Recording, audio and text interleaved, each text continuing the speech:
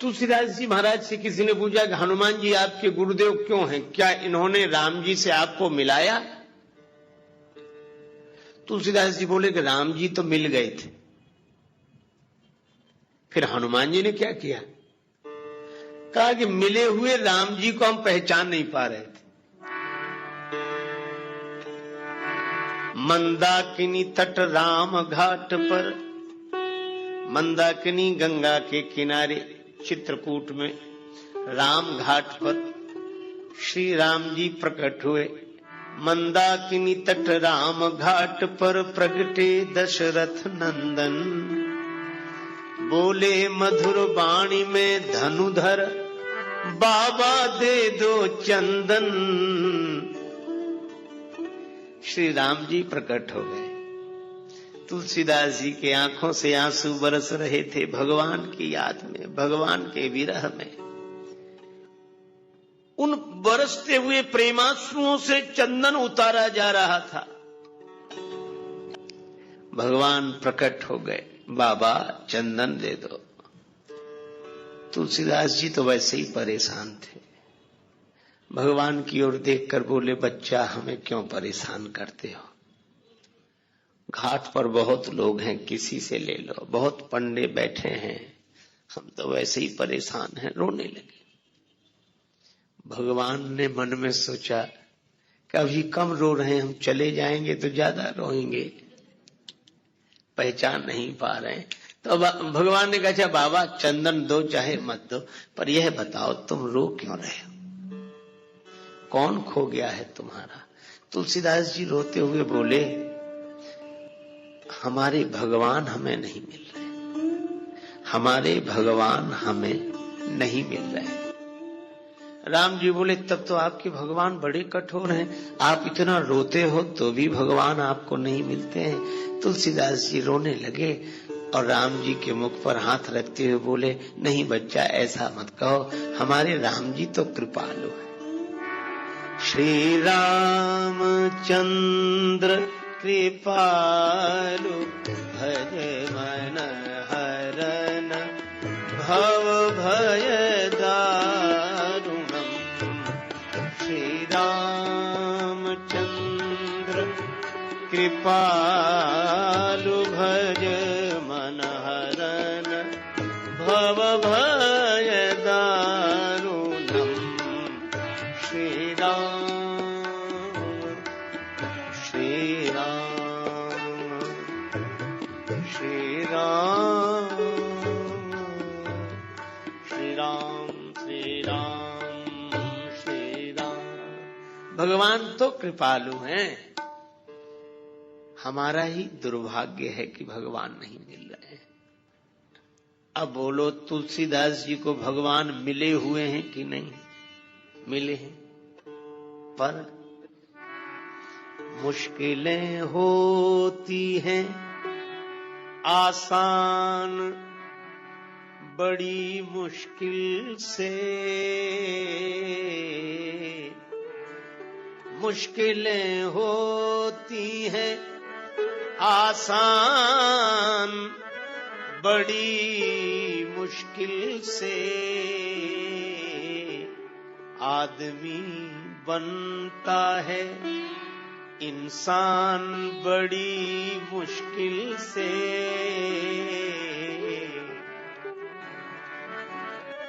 ढूंढने वाले को मिल जाते प्रभु हैं, लेकिन आंख कर सकती है पहचान बड़ी मुश्किल से।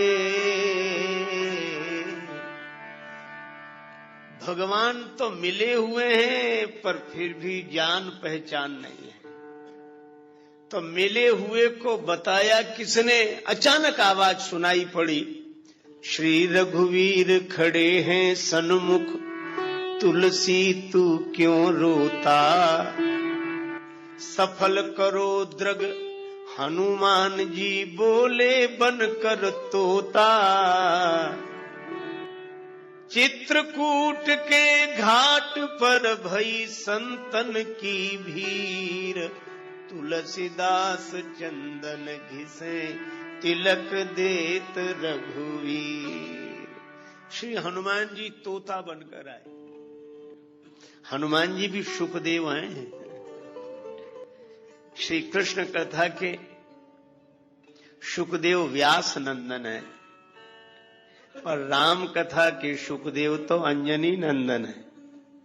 हनुमान जी भी तोते के रूप में प्रकट हो गए और तुलसीदास जी से कहा कि राम जी तो सामने ही हैं, जिनके लिए आंसू बहा रहे हो, जिन्हें तुम खोज रहे हो, वो तो तुम्हारे सामने ही हैं। यही गुरुओं का उपदेश रहा है। तभी तो सदगुरुदेव नानक जी कहते हैं, काहे रे बन ढूंढन जाई, सर्व अलेपा सदा एक रस, तो ही संग समाई, काहे रे बन खोजन जाए। हनुमान जी ने भी वही किया।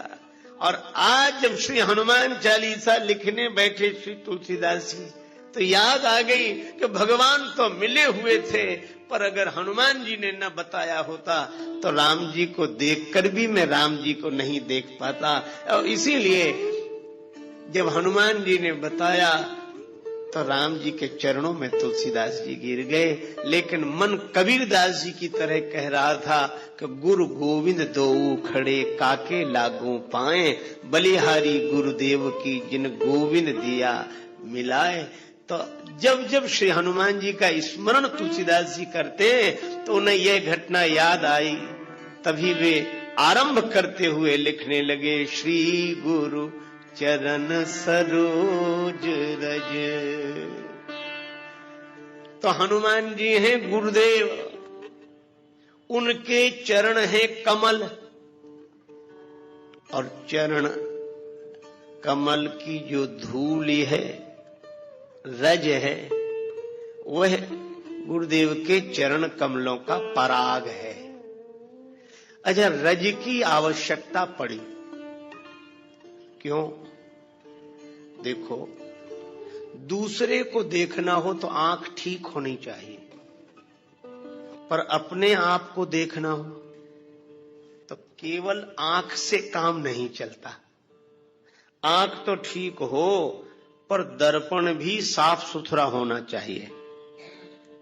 आंख ठीक देख लेती हो, पर दर्पण यदि पवित्र ना हो तो अपने आप को नहीं देखा जा सकता। हनुमान जी ने कहा रावण से, राम चरण पंकज उर धरहु, लंका अचल राज तुम करहु। यह मंत्र दिया था रावण को, और माना किसने? विभीषण जी ने।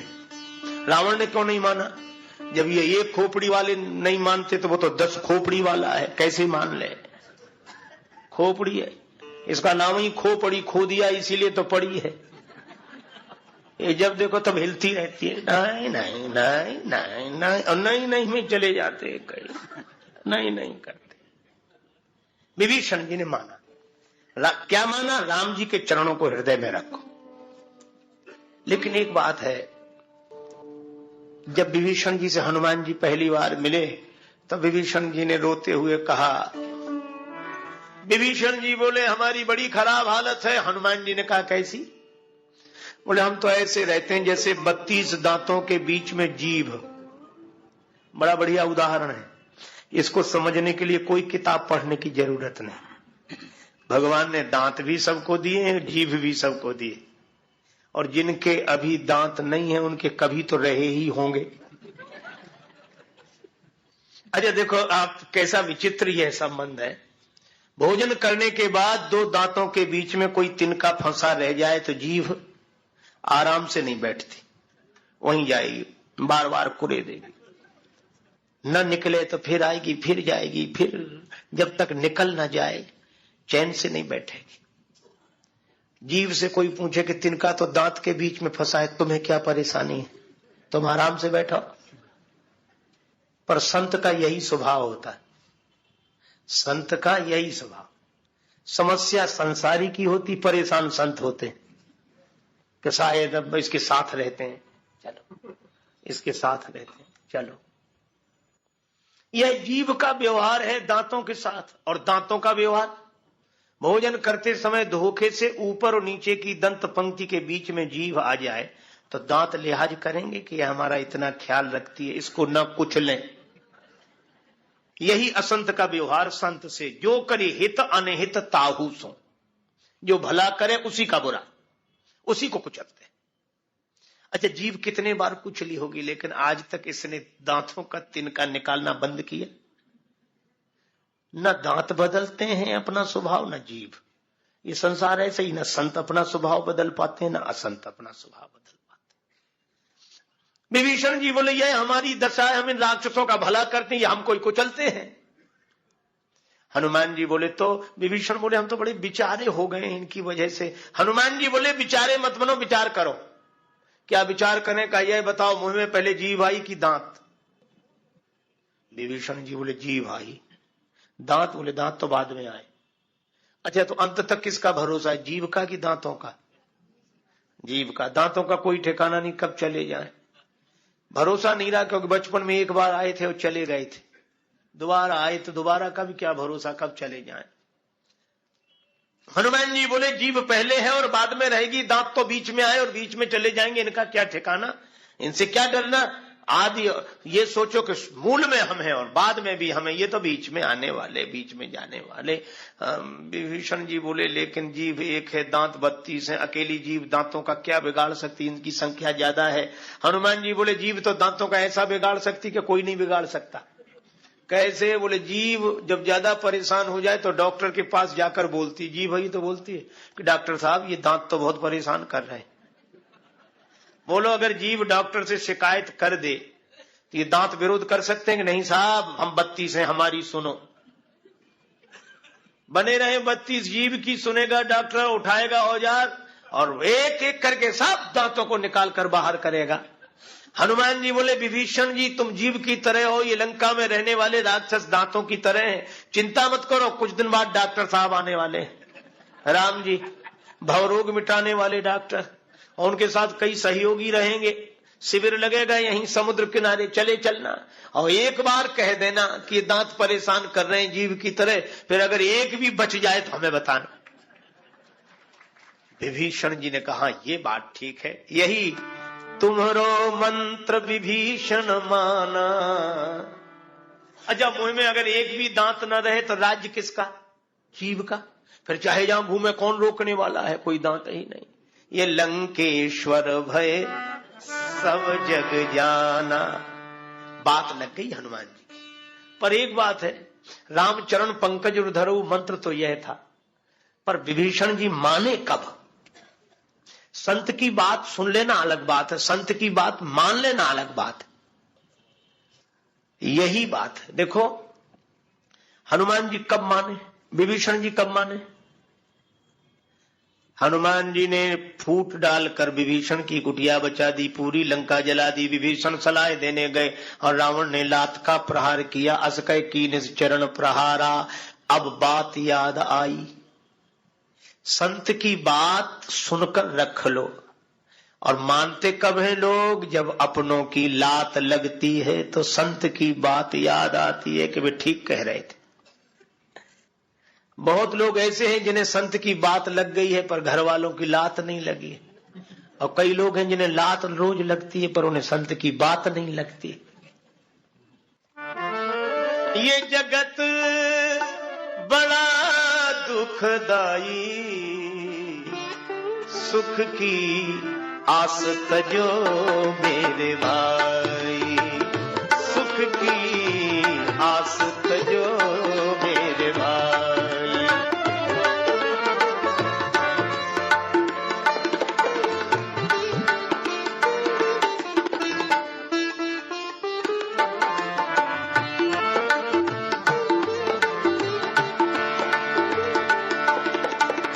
झूठे रिश्ते झूठे नाते किसका कौन हुआ है, कब बाजी उल्टी पड़ जाए जीवन एक जुआ है।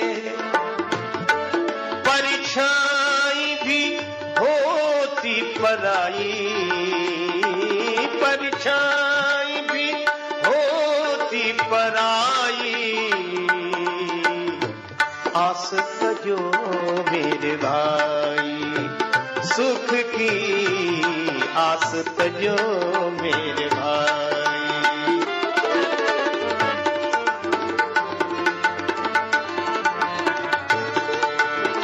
सुख की मेरे भाई, आस तजो मेरे, आस तजो मेरे, आस तजो मेरे।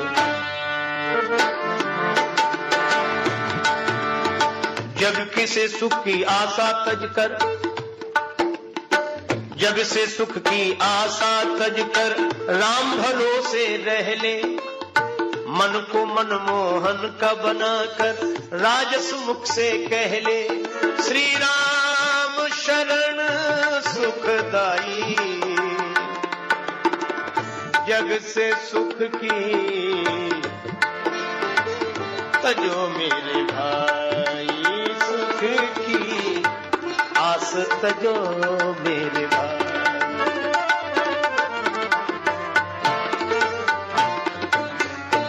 और जब रावण के चरणों ने विभीषण को ठुकरा दिया, असकय कीने से चरण प्रहारा, अपनों की लात लगी, तो विभीषण जी को याद किसकी आई? देखी हूं जाई चरण जल जाता, आज उन चरणों का दर्शन करूंगा जो चरण कभी किसी को ठुकराते नहीं है। कौन से चरण? भज मन राम चरण सुखदाई, श्री राम चरण सुखदाई, राम चरण सुखदाई, भज मन राम चरण सुखदाई।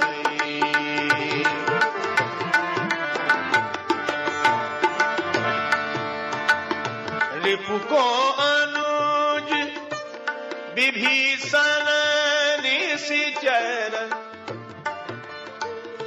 परसत लंका पाई।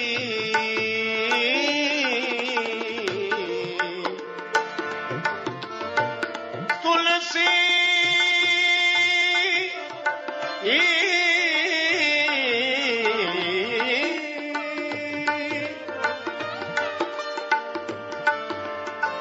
तुलसीदास मारुत सुत की प्रभु, निज मुख करत बड़ाई। भज मन राम चरण सुखदाई,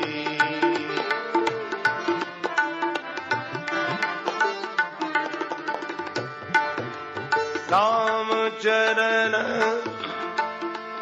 सुख दाई।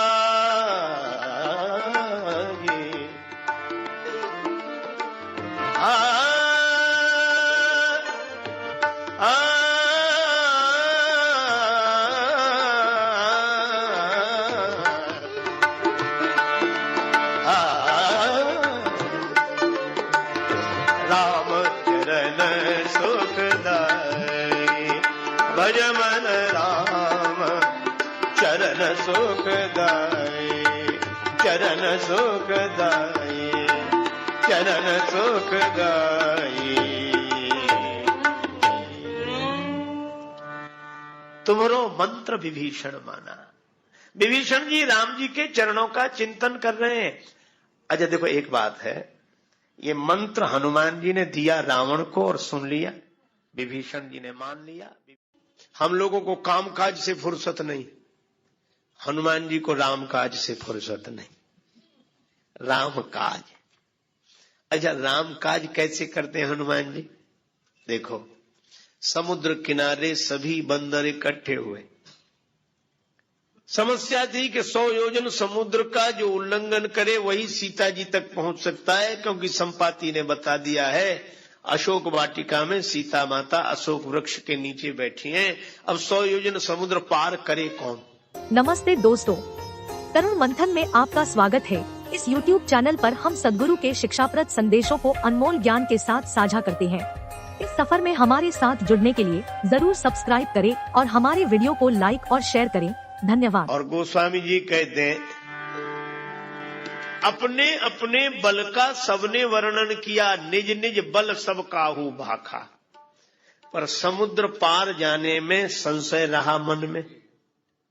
क्यों? यह संसार ही समुद्र है, इसीलिए इसको भावसागर बोलते हैं। बंदरों ने अपने अपने बल का वर्णन किया, पर पार जाने में संदेह, इसलिए क्योंकि अपने बल पर कोई भी भवसागर से पार नहीं जा सकता। सभी ने अपने अपने बल का वर्णन किया।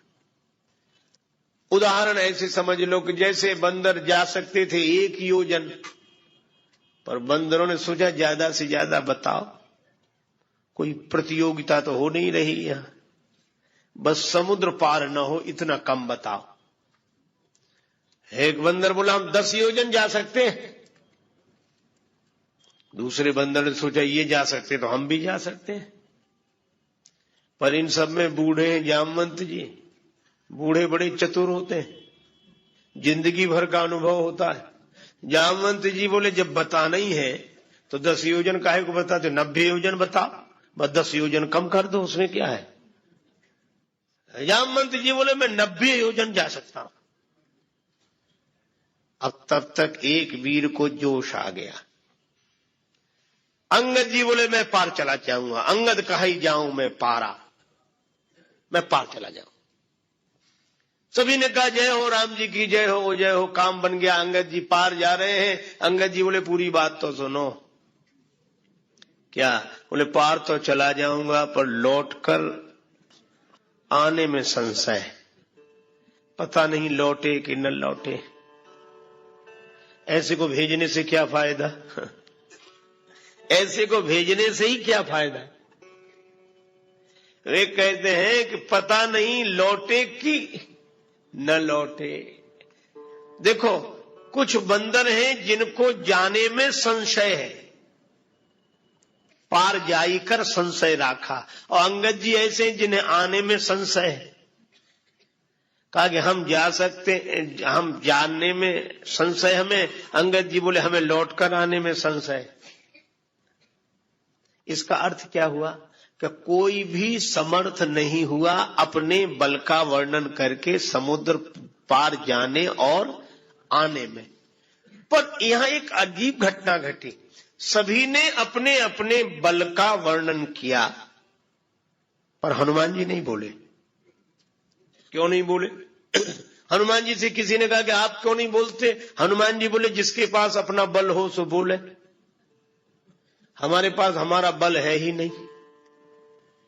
तो जामवंत जी ने सोचा कि इनको इनका बल याद दिलाएं। मैं आपको एक निवेदन कर रहा हूं आपसे कि हनुमान जी का बल याद दिलाओ, तभी वे कृपा करते हैं। ऐसी लोक मान्यता है, ऐसी हमारी धारणा है, क्योंकि हनुमान जी अपना बल भूले रहते हैं। लेकिन हनुमान जी को बल याद दिलाओ कैसे? एक सज्जन बोले हम बहुत प्रार्थना करते, हनुमान जी सुनते ही नहीं है। मैं आपको ढंग बता रहा हूं हनुमान जी को बल याद दिलाने का। आप कितने कहो हनुमान जी आपकी तरह कोई बलवान नहीं है, और हनुमान जी आप तो सर्वसमर्थ हैं, हनुमान जी आप जैसा कोई महान नहीं है, कोई बलवान नहीं। कभी नहीं जागेंगे हनुमान जी, कितनी भी तारीफ कर लेना। ये उनको बल याद दिलाने का ढंग नहीं है। जामवंत जी इसमें असफल हो गए। वो कर चुके हैं ये प्रयोग जो हम कर रहे हैं। बोलो हम लोग ऐसे ही तो कहते हैं, हे हनुमान जी आपकी तरह कोई बलवान नहीं, हे हनुमान जी आप तो महान है, हनुमान जी आप तो परम शक्तिशाली। हनुमान जी सुनते ही नहीं, उन्हें कोई फर्क नहीं पड़ता इससे। जामवंत जी ने यही कहा। गोस्वामी जी महाराज लिखते हैं, कहाई रीछपति सुनु हनुमाना, काचो पसारि रहा बलवाना, काचो चुप साधे रहा बलवान।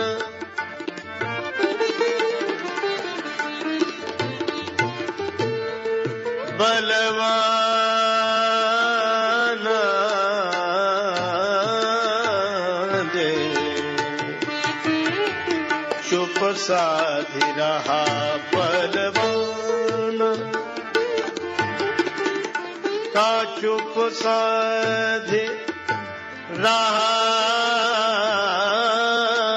बलवाना का चुप साधे रहा बलवाना। जामवंत जी बोले बलवान, अरे परम बलवान हनुमान जी चुप होकर बैठे हो। हनुमान जी कुछ नहीं बोले। जामवंत जी ने कहा कोई फर्क नहीं पड़ा। तारीफ करने वाले देखते हैं कि फर्क पड़ा कि नहीं। हनुमान जी ने, जामवंत जी ने सोचा शायद कम तारीफ हुई है, तो अब दूसरी पंक्ति, पवन तनय बल पवन समाना, पवन तनय पवन तनय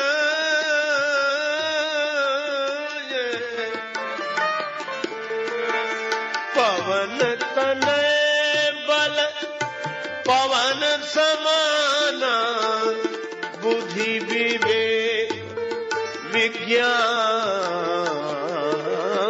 निधान बलवान का चुप साधे रहा बलवाना का चुप साधे रहा बलवान।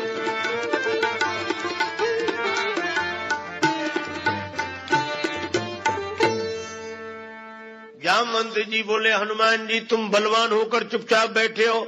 हनुमान जी में जब कोई अंतर नहीं आया तो जामवंत जी बोले अरे क्यों ना हो, पवन के पुत्र हो, अब पवन जैसे ही बलवान हो।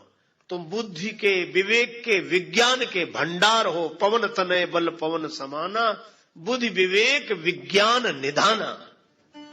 इतनी तारीफ की। प्रशंसा करने वाले यही तो कहते अरे आप तो बहुत महान है, वो इतने से। अरे आपकी परंपरा में भी ऐसे ऐसे लोग हुए, पर हनुमान जी में कोई फर्क नहीं पड़ा। जामवंत जी ने सोचा अब क्या करना चाहिए। तब जामवंत जी ने तीसरी बात कही, राम काज लगी तब अवतारा, राम काज लगी तब अवतारा,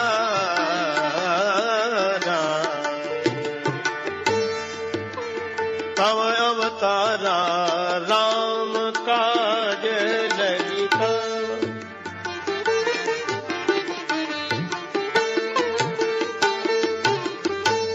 सुनतई भयऊ पर्वताकार, सुनतई भयऊ पर्वताकार, रे राम काज लगी तब अवतारा, राम काज लगी तब, काज लगी तब, काज लगी तब। जैसे ही जामवंत जी ने कहा कि राम जी के कार्य के लिए आपका अवतार हुआ है, सुनतई भयऊ पर्वताकारा, हनुमान जी बड़े विशाल रूप में पर्वताकार होकर प्रकट हो गए। इसका संकेत क्या कि हनुमान जी अपने नाम से नहीं जगे, अपने बाप के नाम से भी नहीं जगे। और पर्वताकार कब हुए? जब राम जी का नाम लिया। तो हनुमान जी को अगर जीवन में जगाना हो कि भी आप पर कृपा करें, तो आप याद रखो न, राम जी का नाम सुनाओगे तभी जगेंगे, तभी उन्हें उनके बल की याद आएगी। इसलिए हनुमान जी को अगर प्रकट करना हो, प्रसन्न करना हो, तो राम जी का नाम, राम काज लगी तव अवतारा, जो सुना कि राम जी के कार्य के लिए तुम्हारा अवतार हुआ है। हनुमान जी पर्वताकार हो गए। क्यों? इसलिए क्योंकि राम काज करीबे को आतुर, राम काज करीबे, श्री राम काज करीबे, राम काज करिवे, काज करिवे, करिवे, करिवे को आतुर। श्री हनुमान जी राम जी के कार्य को करने के लिए आतुर रहते हैं। अगर एक ही समय में दो जगह कथाएं हो रही हो तो आप कहोगे कभी यहां चले कि वहां चले, कभी सोचेंगे आज यहां तो फिर कल वहां। लोग कहते हैं कि हम कल नहीं आ पाए, कल वहां चले गए थे, आज यहां आए। पर हनुमान जी यत्र यत्र रघुनाथ कीर्तनम तत्र तत्र कृत मस्तकांजलिम वाष्पवारी परिपूर्ण लोचनम मारुतिम नमत राक्षसांतकम। हनुमान जी बराबर कथा में रहते हैं, राम कथा में रहते हैं। आज भी है, अभी भी है। जहां जहां राम जी की कथा वहां वहां हनुमान जी अवश्य अवश्य अवश्य रहते हैं। एक सज्जन बोले रहते हैं तो दिखते क्यों नहीं? हमने कहा कि दिखते, उन्होंने दिखना बंद कर दिया, रहते तो अभी भी। क्यों? बोले दिखने से उनके साथ एक घटना घट गई थी। हमारे तुलसीदास जी महाराज राम दरस बिन पड़े न चैना, नैना लागे बरसन। रोते रोते तुलसीदास जी चल दिए, भगवान कब मिलोगे, कब मिलोगे प्रभु? किस ओर चल दिए हैं, किस ओर जाते जाते जग में भटक गए हैं, तेरे दर पे आते आते। भगवान कृपा करो, कृपा करो। रोए जा रहे हैं, रोए जा रहे हैं।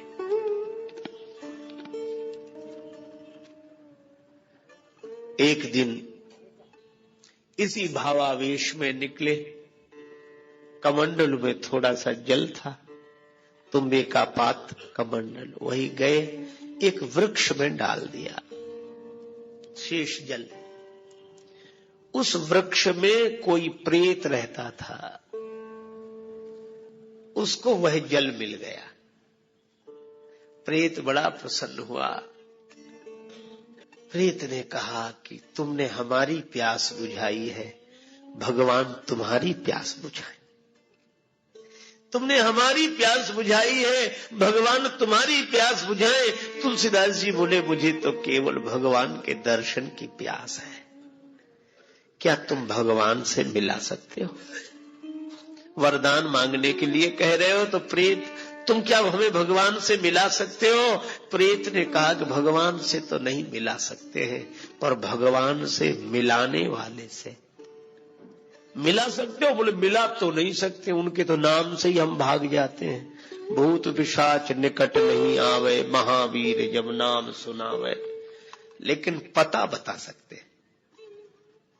हाँ, जो जिससे डरता है उसकी जानकारी भी तो रखता है कि कहां है इस समय। इसलिए भूत प्रेतों को सही जानकारी होती कि हनुमान जी कहां है, कहां भी नहीं। और शंकर जी तो तुलसीदास जी को काशी बुलाना चाहते थे, इसीलिए अपना कोई प्रेत भेज दिया होगा। उनकी भूत प्रेतों की क्या कमी उनके पास? प्रेत ने कहा हनुमान जी हैं राम जी से मिलाने वाले, कहां मिलेंगे? राम कथा में। क्यों? रामचरित सुनीवे को रसिया, रामचरित सुनीवे को रसिया। राम लखन सीता मन बसिया, राम लखन सीता मन बसिया। रामचरित सुनिवे को रसिया, रामचरित।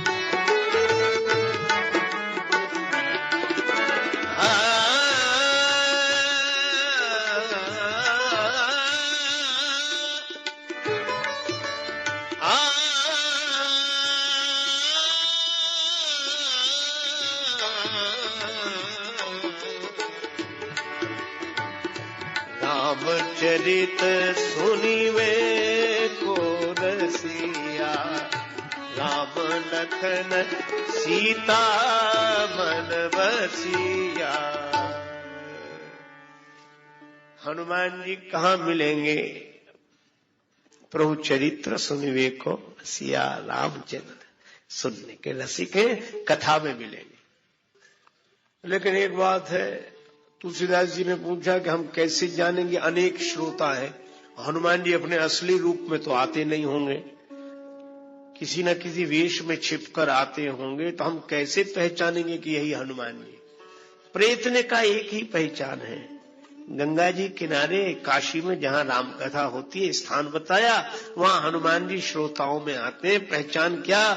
कहा कि जो कथा में सबसे पहले आ जाए और सबके जाने के बाद जाए, वही हनुमान जी। पहचान बताई। तुलसीदास जी काशी में आ गए।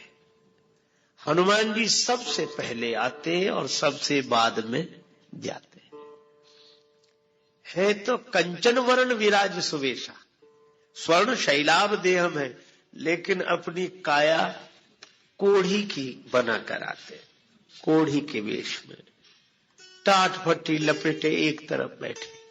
जब तक कथा होती हाथ जोड़े रहते, सिर झुकाए रहते और आंसू बरसते रहते। किसी ने कहा कि ये अपने को ऐसा बनाकर हनुमान जी क्यों रखते हैं? हमने कहा इसलिए वे चाहते हैं कि ताकि भगवान की कथा में ध्यान भगवान की तरफ जाए, हमारी तरफ न जाए। तुलसीदास जी समझ गए कि यही होंगे, हमसे पहले आए ये, तो सब चले गए, वो न जाए। तुलसीदास जी से बोले कि जाओ जाओ, कल फिर आना कथा में, जाओ। हनुमान जी बोले ऐसे ही बोले कि जाओ। तुलसीदास जी बोले आप क्यों नहीं जाते? हनुमान जी बोले भैया बूढ़ा आदमी, कोढ़ी शरीर है, तुम दूर रहो और जाओ, हम बाद में ही जा पाएंगे धीरे धीरे। तुलसीदास जी बोले हमें कौन सी जल्दी है, हम आपके बाद चले जाएंगे, बैठे। अब हनुमान जी का तो नियम कि जब तक एक भी श्रोता रहे तब तक वो जाए नहीं। अब हनुमान जी भी बुरे फंसे, कहने लगे भैया जाओ, अब जाओ। तुलसीदास जी बोले कहाँ जाना है? हाँ तो बताओ कहाँ जाना है, हम ठिकाना बता दें। हनुमान जी ने कहा, तुलसीदास जी बोले बस जहां जाना था वहां हम आ गए हैं, अब वहां से नहीं जाना चाहते, ठिकाना तो यही है। हनुमान जी बोले कैसी बातें कर रहे हो, कौन हो तुम? तुलसीदास जी बोले हम जो है सो है, पर आप कौन है? हनुमान जी बोले देख नहीं रहे हो? तुलसीदास जी बोले यही तो रोना है कि जो आप दिख रहे हैं वो आप है नहीं, और जो आप हैं वह आप दिख नहीं रहे। अरे किसने बहका दिया तुम्हें, कहां परेशान हो रहे हो? तुलसीदास जी रोने लगे। हनुमान जी के चरणों में सिर रख दिया, कृपा करो कृपा करो। और जब प्रार्थना की तो हनुमान जी प्रकट हो गए और कोढ़ी के रूप में दिखे थे, प्रकट हुए तो कंचन वरण विराज सुवेशा, कानन कुंडल कुंचित केशा। तो हनुमान जी मिले कहाँ? कथा में। तुलसीदास जी ने कहा राम जी का दर्शन चाहता हूं। तुलसीदास जी की प्रार्थना पर प्रसन्न होकर हनुमान जी ने कहा चित्रकूट चलो, वहां राम जी मिलेंगे। और चित्रकूट में राम जी का दर्शन हनुमान जी ने ही कराया। तो ऐसे हनुमान जी जो सब तरह से समर्थ हो, सारा संसार भगवान के हाथ में, पर भगवान जिनके हाथ में हो, भगवान जिन पर रीझ कर बिक गए हो, ऐसे हनुमान जी को अगर खोजना हो तो कहीं नहीं मिलेंगे। हनुमान जी जब मिलेंगे तब श्री राम कथा में मिलेंगे, क्योंकि प्रभु चरित्र सुनिवे को रसिया, राम लखन सीता मन बसिया। हनुमान जी के मन में ये तीनों रहते हैं, राम जी, लक्ष्मण जी और जानकी जी। आहा, जानकी जी, लक्ष्मण जी, राम जी, ये त्रिमूर्ति श्री हनुमान जी के हृदय में राम लखन सीता मन बसिया, अपने मन में तीनों को बसा के रखते हैं, एक अर्थ। दूसरा अर्थ इस पंक्ति का, राम लखन सीता मन बसिया, यह राम जी के मन में, लक्ष्मण जी के मन में, सीता जी के मन में सदा बसे रहते हैं। राम लखन सीता मन बसिया, सबके हृदय में भगवान रहते हैं, पर हनुमान जी भगवान के हृदय में रहते हैं, लक्ष्मण जी के हृदय में रहते हैं, जानकी जी के हृदय में रहते हैं। सभी राम जी, लक्ष्मण जी, जानकी जी सदा हनुमान जी के ऋणी है। जानकी माता भी कहती हैं, का देव तो ही त्रैलोक के मह कपि किमपि नहीं बानी समा। राम जी भी कहते हैं, कपि से उरिन हम नाही, और लक्ष्मण जी भी कहते हैं कि जिसने मुझ बिछुड़े हुए को संजीवनी बूटी लाकर जिलाकर फिर राम भगवान से मिला दिया हो, उसके ऋण से मैं कभी उऋण नहीं हो सकता।